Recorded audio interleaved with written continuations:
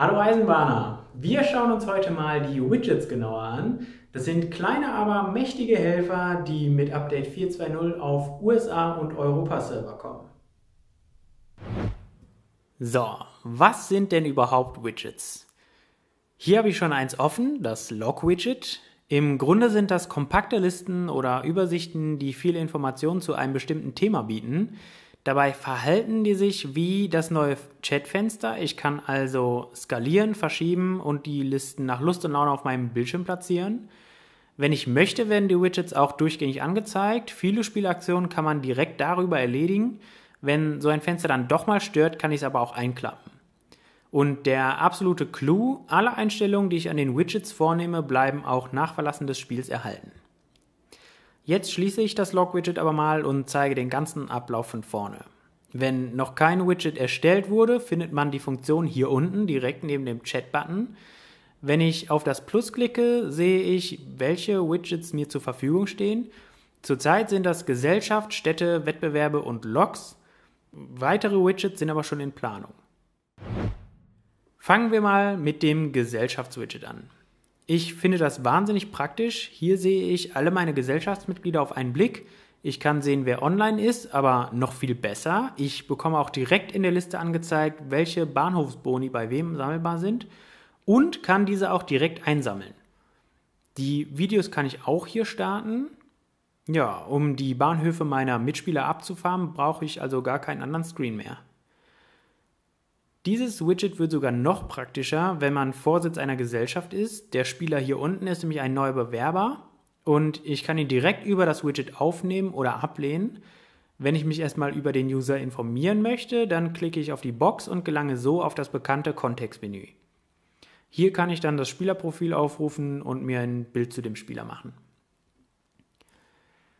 Im Widget-Fenster kann ich über diese beiden Pfeile hier auch die Sortierung ändern.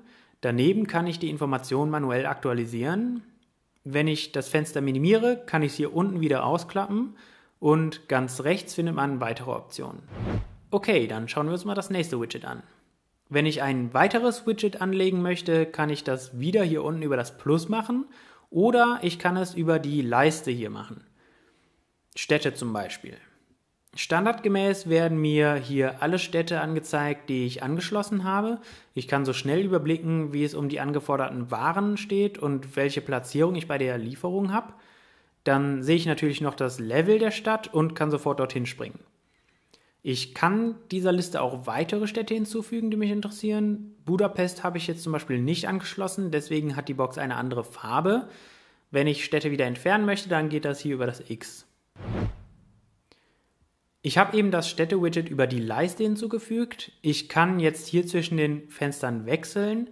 Wenn ich allerdings beide Fenster gleichzeitig sehen möchte, muss ich sie trennen. Dazu klicke ich etwas länger auf das Icon hier und ziehe es dann aus der Leiste raus. Ich könnte jetzt zum Beispiel auch ein weiteres Städte-Widget hinzufügen und da andere Einstellungen vornehmen. Ab zum nächsten Widget, die Wettbewerbe. Das ist auch sehr hilfreich, vor allem wenn man mehrere Städte angeschlossen hat. Hier kann ich alle aktiven und kommenden Wettbewerbe samt Belohnung sehen, mich dort anmelden und durch einen Klick auf die Box den Wettbewerbsscreen aufrufen, um meine Fahrpläne zu setzen. In der Liste sehe ich auch direkt, wie viele Teilnehmer bei diesem Wettbewerb mitmachen und ich kann zur jeweiligen Stadt springen. Bleibt noch ein Widget übrig, die Logs.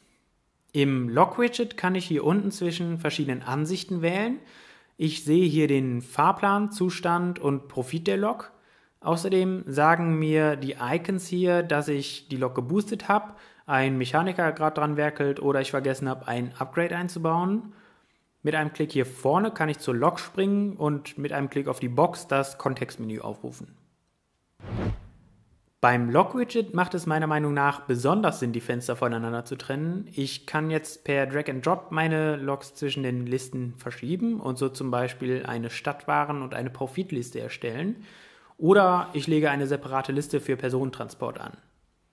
Die Listen kann ich dann auch noch je nach Zweck benennen. Ja, damit haben wir alle Widgets durch. Ich finde, die sind eine echte Bereicherung für das Spiel. Was haltet ihr davon? Oder habt ihr vielleicht sogar Ideen für weitere Widgets? Schreibt's in die Kommentare. Bis zum nächsten Mal. Gute Fahrt!